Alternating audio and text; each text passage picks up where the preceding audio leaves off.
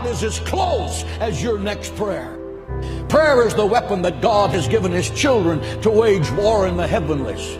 Church of Jesus Christ, stop whining about the attacks on your life by the prince of darkness and put on the whole armor of God in Ephesians 6. Attack, attack, and then attack again, and then attack again, and crush him and drive him out of your life. If it seems to be hopeless, pray, pray, pray, because God answers prayer. Moses prayed, and the sun was arrested in its courses by the hand of God as Joshua crushed the enemies of Israel.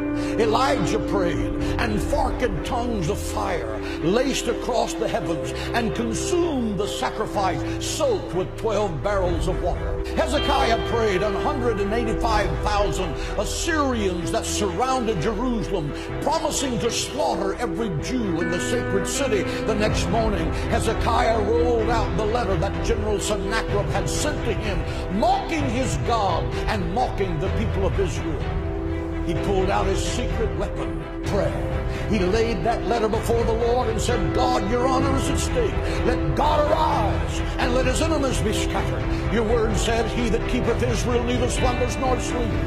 And that night, the death angel from heaven came and swept through the camp of the Assyrians. The next morning, when Hezekiah looked over the sacred walls of the city of Jerusalem by the dawn's early light, he saw 185,000 dead men, because the angel of God passed by that night. Why? Because one man knew how to pray. He stopped an army and turned the destiny of a nation around, and you can too.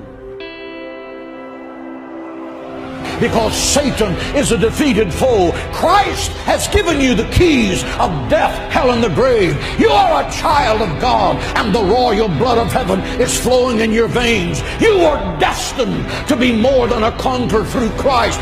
Think like it, act like it, and talk like it every day of your life. And believe that God can do the impossible. Jesus said, my house shall be called a house of prayer.